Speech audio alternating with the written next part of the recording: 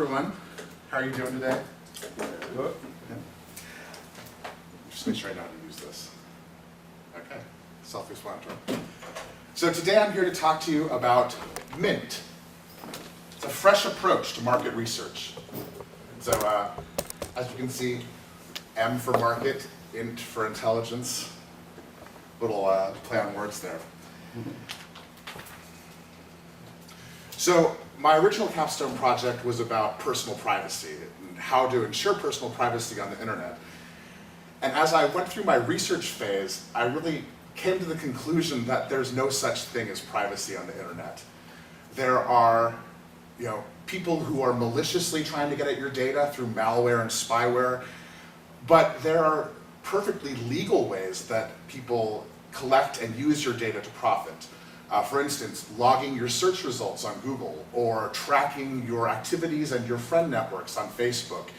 Those activities have made huge profits for Google and Facebook because it's allowed them to direct ads specifically targeted to your interests. That's why these two companies are enormously profitable, even though they don't actually produce anything.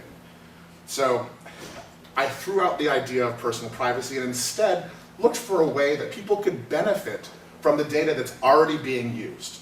So the concept was to automate, validate, and incentivize market research for the common person.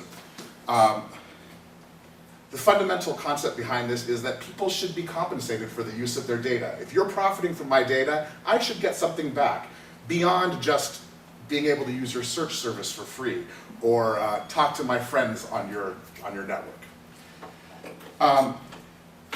Another piece of this that gives us a competitive edge is data validation. So in collecting all this information about the users who participate in our service, we have an algorithm that allows us to test the truth of this data and therefore provide more accurate research results to our clients. So as I said, our product is information and the tools that clients and users can use to extract that information and make it worthwhile to them. So our product perspective, individuals can directly profit from the use of their data in market research. In addition to that, users can designate what data they want to remain private. Google doesn't give you that option. Facebook doesn't really give you that option.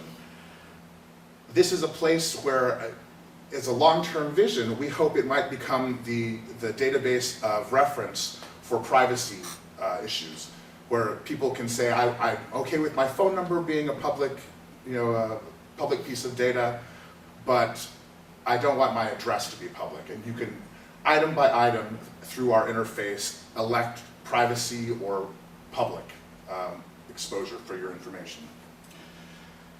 On top of that, our system is anonymous and fully online. Clients and users, and let me explain to you the difference. A client is the consumer of market research. So that's perhaps the bicycle business wants to learn more about their customers. They would be a client of Mint's.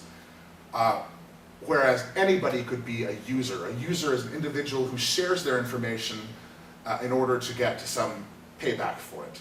So I could be a user, Eric could be a user, anybody could be a user.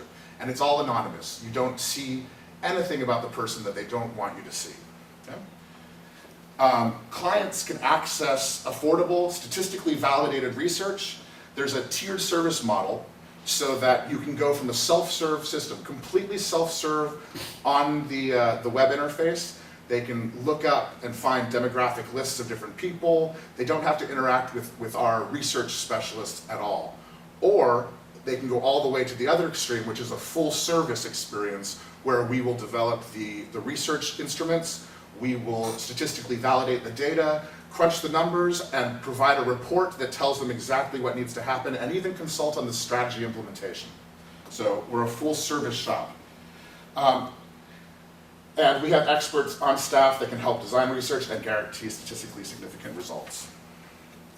So the foundation of this business is our software system. And the software really breaks into two parts. There's a client experience and a user experience. Clients get easy to use interfaces. They can build surveys. They can set up multimedia focus groups and interviews. They can determine maximum compensation for their participants. If they don't want to pay more than $1 per participant, that's something they can specify on a case-by-case basis. They can demographically segment anonymous user records to select participants for each of those studies. And they can send emails to participants without sharing their email addresses. So our users don't get flooded with spam as a result of being part of our service. It all goes through our email servers so that our clients can participate and communicate with our users, but not directly. We mediate the experience. Similarly, the user experience, there's secure account creation and login. Users can bid for a job. If a client says, I'm willing to pay up to $10 for this person's participation, a user who really wants to be part of that particular survey can say, I'll do it for $8. Okay? There's veracity checking. We talked a little bit about that before. It increases the the data confidence for the clients, and it also increases the pay rate for the user. If we know that you're a return user, we have a long-term relationship with you, and we know that your data that you provide is accurate, that you're being forthcoming, you deserve to be paid more than somebody who's maybe new to the service, right? We have user verification of mined data. Now this is another piece of it. We do data mining as part of our service. We pull in data from any source we can find, and then we present it back to the user and say, these are the things we found about you. Are they accurate? We found this financial report. Is this true? Users then have the opportunity to dispute that data. And our system will at their request, correct any misinformation that's found with the source of that data. So it becomes almost like a credit scrubbing tool as well. And we generate notifications to sources of incorrect data. So it's a service on multiple levels, and all of this is offered free to the user for just being part of our service. So our service model: affordable, scalable, self-service research, data analysis and reporting, instrument design. We'll do brainstorming sessions, strategy consultation, and paid research and data sharing opportunities. Our data sources are from quantitative research online, such as surveys, data mining, qualitative research such as interviews and focus groups, and secondary research from data aggregation.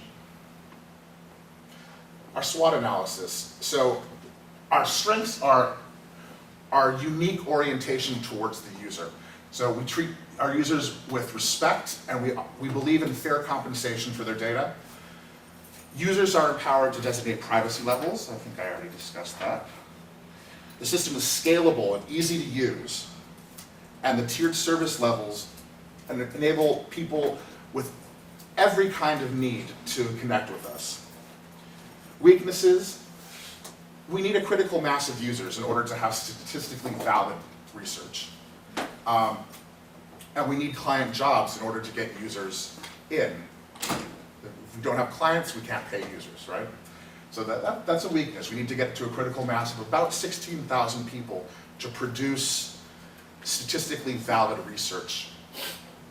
Our discounted pricing, because we are cheaper than your standard market research companies because we're all online. We don't have the overhead that a Nielsen and company has.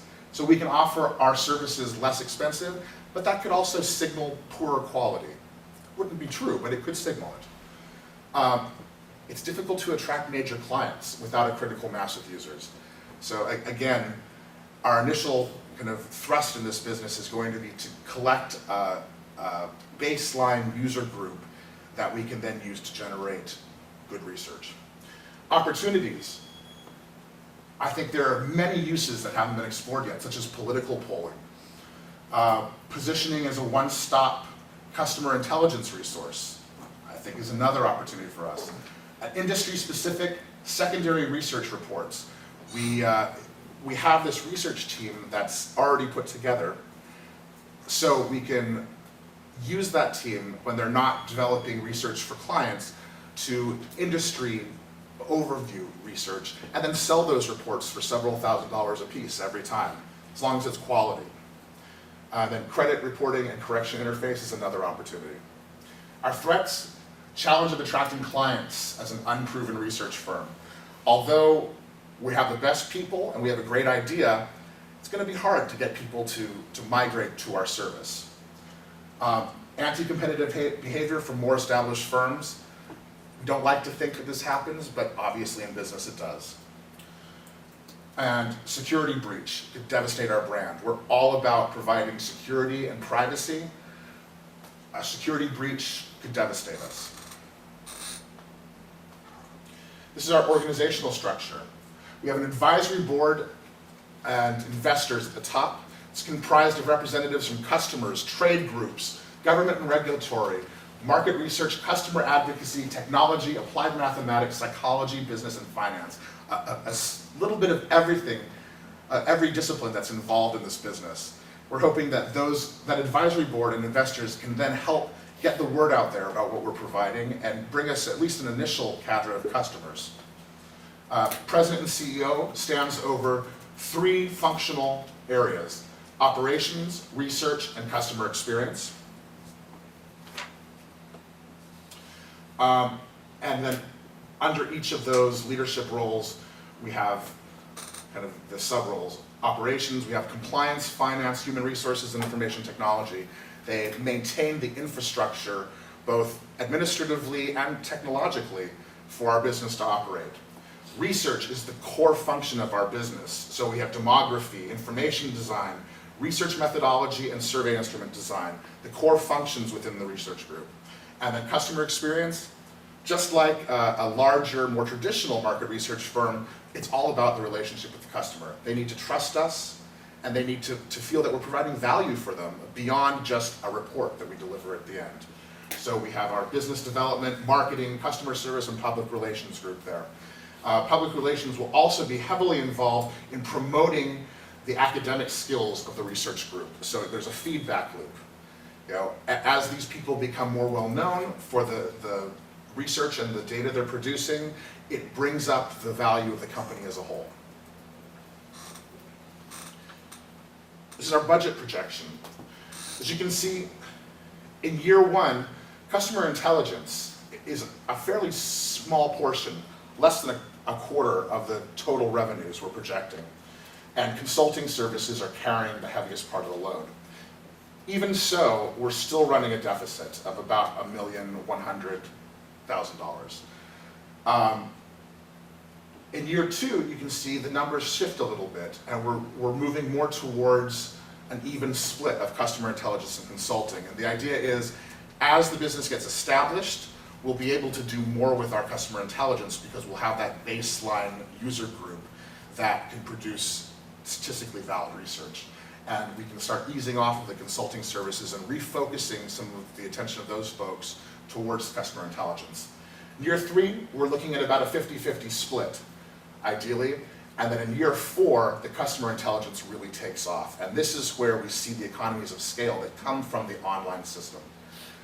So, we've accelerated from about $2 million in revenues to almost $17 million in 4 years. Similarly with expenses, our IT infrastructure and security are big expenses in the first 2 years as we're getting the system set up. Salaries, wages, and benefits continue to be our biggest expense throughout the whole 4-year projection. Marketing activities, we go hard in year 1 and 2 with about, I think this is about 12% of the overall budget. I'm sorry, this is 20-something%. And then we ease off a little bit in years 3 and 4. We need this initial push in order to enroll those users that are going to form the core of this business. Operational costs, we need to maintain a physical presence. It doesn't have to be large and fancy, but we need some place that all of this can be housed. And then depreciation, our IT investment depreciates modestly over the course of the 4 years. Interest expense. This is based on the idea that we're going to borrow in year 1 to meet this operating income deficit. If we get full funding, perhaps one of you wants to write a check today, we can eliminate this interest expense and actually get to profitability more quickly. So let's take a look at that. Sorry. If If we get funding, we're looking at breaking even in quarter three of year 2. If we have to go with bank loans, then we don't break even until quarter 1 of year 3. And by year 4, clearly we have enough capital to finance the entire venture. How do we measure our success? Obviously, financial return on investment. Are we meeting or exceeding our expectations, our projections? But beyond that, user loyalty and disclosure. Do our users keep coming back? Are they providing us with more information? Are they staying engaged in what we're offering them? Is it worth their while to stay engaged? Client feedback. Are our services delivering value to our clients? Without this, the whole thing falls apart. And then a more qualitative measure, who's copying us? Who else is trying to do what we're doing? And then, of course, are we still innovating? Because resting on our laurels is only going to cause us to fall behind. We want to continue to stay at least on par with the technology, even try to push ahead of it. So, if anyone's interested in investing, talk to me after the presentation. Question or comment?